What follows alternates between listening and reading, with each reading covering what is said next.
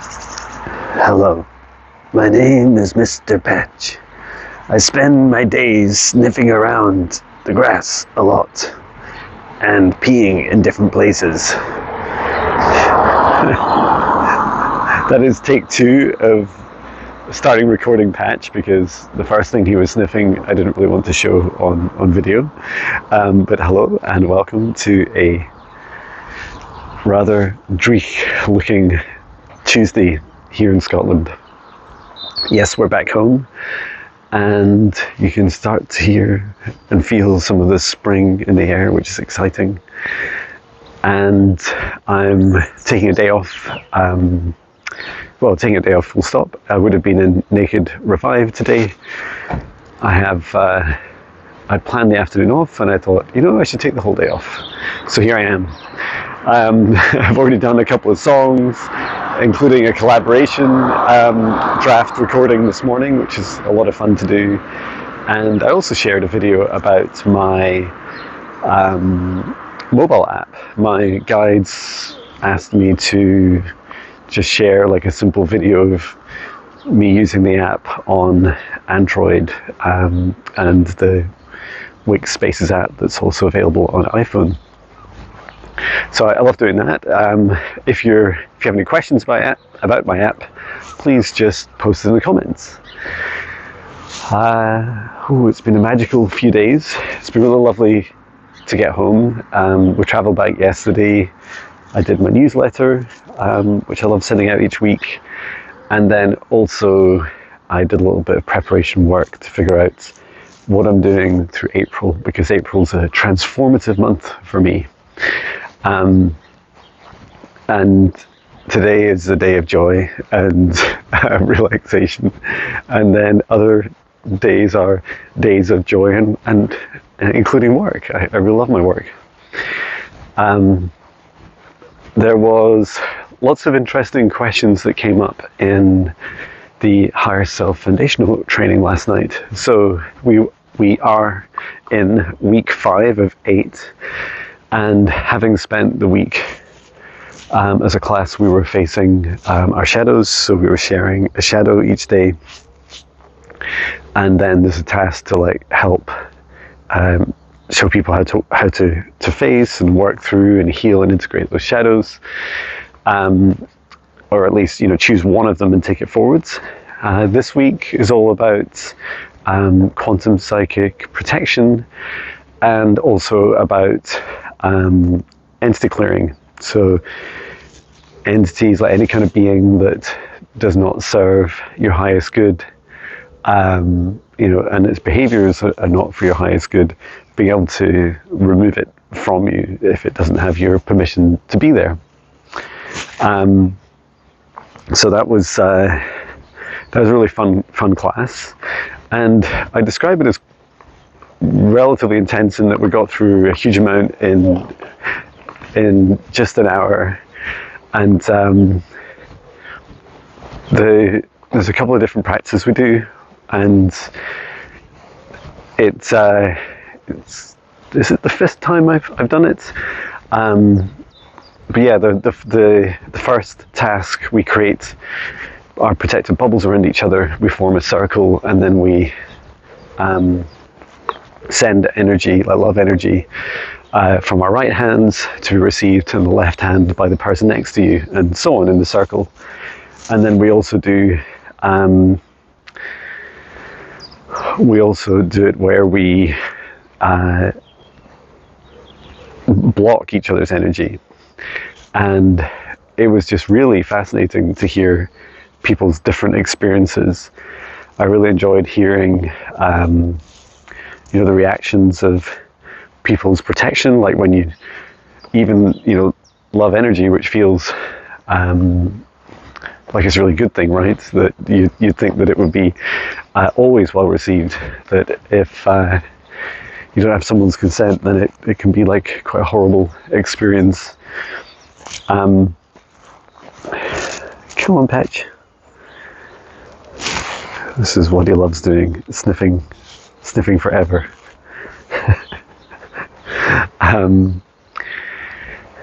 And so it was really lovely hearing all about that. And so we shared as a class. We left quite a lot of time for that. I think we left about 15 minutes. And then just towards the end of like the third kind of aspect of the practical was also like clearing our energies.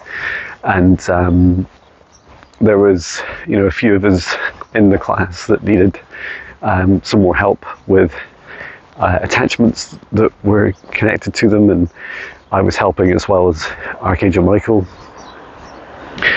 And it was really beautiful to be able to see the class and everyone, working well at helping, practicing like clearing their own energy. And then, come on, Patch. And then there's a lot of conversation at the end. I think this is really where I'm getting to in this video. Lots of questions about negative entities, like what are they? Where do they come from? What do they look like? And I think what certainly surprised me in the training was that Archangel Michael took one of the entities that we had removed from someone and showed it to the rest of the class. And I love that. I love that there was clearly significance and importance behind this, and it feels like everyone gets to perceive, just like in our 3D reality, everyone gets to perceive things in their own unique way. And in particular for these energetic beings that that are more unusual to our consciousness to be paying attention to, is really important to begin to build our own understanding, our beliefs, our knowings, our mental models behind those. And we started talking a bit about what they look like, how do you detect them. And one of the things that came up was, I was explaining that to me, especially the less powerful, less advanced negative entities, like they often look like small worms or beetles to me, or leeches. Now they're not actually worms, leeches or beetles, but their shape reminds me of this. And that they, what often happens is they look almost like, if you've ever seen a shadow figure, most commonly we see these in the corners of our eyes. And there's a reason for that. In our brain filters out about 80% of what we perceive with our first two eyes, the ones in the front of our face. And what's really fascinating is that as a result of that, the sides of our vision is less catered for, less filtered by our brain. So our brain's got a lot to do, right? It's got a busy day, it's got all those things you've got on your calendar, all those things that come up in reality, and then all the things to look at all the time. And so a lot of the time, a lot of the energy is spent just kind of, for instance, I'll be looking at an object just going, oh look, it's a tree. And my brain will be looking at that tree straight ahead of us and just going, oh, it's a tree. But won't, pay any attention to the detail of it. And as I look closer at it, if I stop and look, I can see there's some beautiful, like quite bright green moss growing up it, which we'll see in a minute once Patch gets his head out of this grass. And so you don't see these things until you focus your attention. You don't see the detail until you focus your attention on it. And it's the same with when I see shadow figures. Now, I'm talking about a few years ago before now I see really frequently. In fact, I saw one just as we were walking, just a few seconds ago, like a full-bodied apparition, so a full-bodied ghost. And it was stood there just next to the bus stop, and which was really strange because it just it disappeared. Which is surprising. But before I started seeing all that, I would see a lot more shadow figures, like shadows that they often dart to the side of us. And, there's a reason for that. They're trying to hide a bit and be have a kind of sense of illusion from us. Just kind of look at these daffodils, they look beautiful. And so that depth of the shadow that you see, I feel is it's like a shadow on the third dimension. So a bit like a kind of a vortex, a black hole, an absence of light. Yeah, that's maybe a better way of describing it. An absence of light in the third dimension. And that's, to me, what a shadow figure looks like. And when I see them full, face on, they absolutely look like that. Like, it's very difficult to see their detail of the form, but it's much easier to see the outline of them, because where they start and end. And often they're in a kind of human shaped form, or like a kind of oval that would surround a humanoid-like form. So to answer the questions about what I see in my client sessions and my meditations when I'm working on removing entities, in those safe spaces. Come on, Patch. I'm sure that bench is fascinating. Let's cross over. When I'm working on this, this is how I see these entities. It's almost like they're overlaid. Like they don't sit in, most of them, in the third dimension. They sit in the fourth dimension or another dimension. And it's because there's not the space for them to more physically exist. Come on, just leave the flowers. Oh, Patch loves it here. Look at this.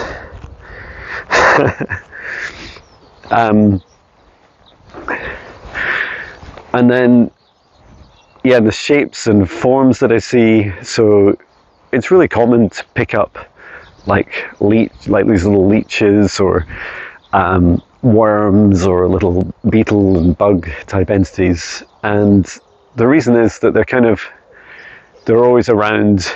They're often attached to other people. They do need to attach to someone or something, including a pet or an animal, to be able to feed. So they don't have a strong enough connection into source to be able to generate their own energy. And so they have to be parasites, and they have to connect onto another being. So just, we're used to this in the 3D world, right? There's a whole range of parasites, leeches, ticks, and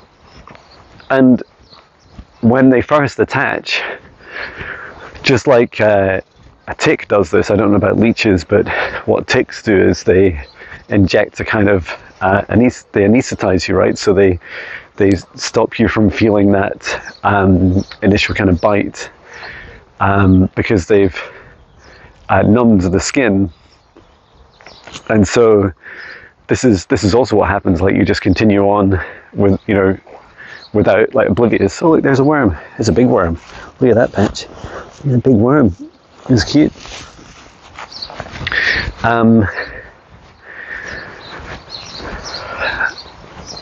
And I don't know why I keep seeing this. I guess it must be important.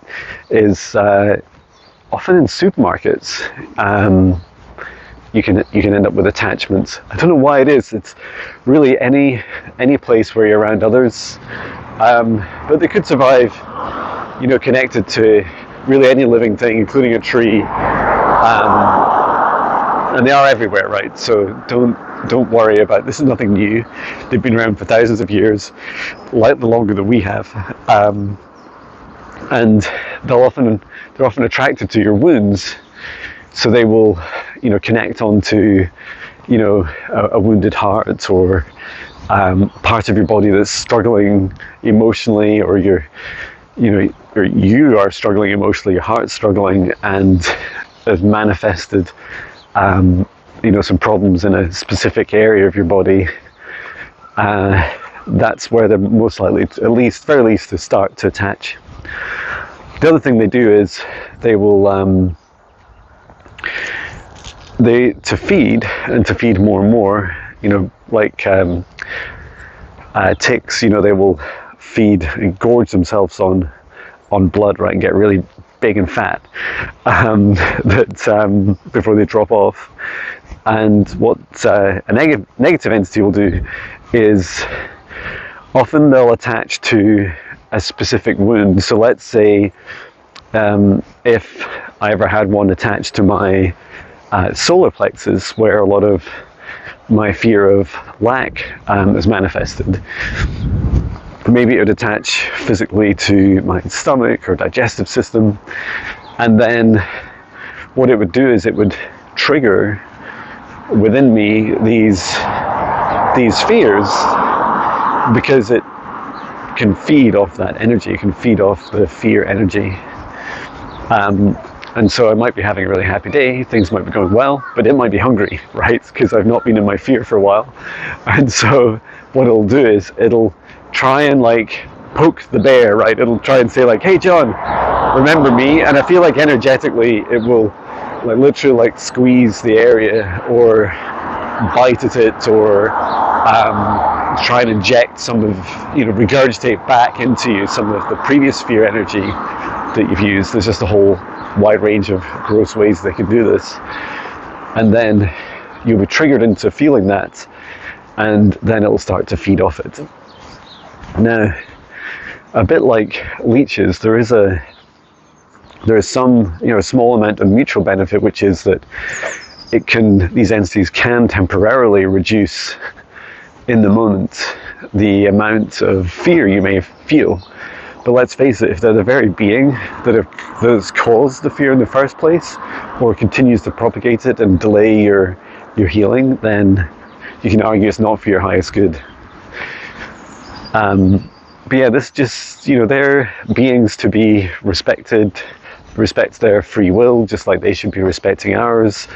And so when I remove them, I never, just like a spider, I always pick up a spider. Well, I'm not quite brave enough to pick it up with my hands, but I pick it up and put it in a glass and take it outside.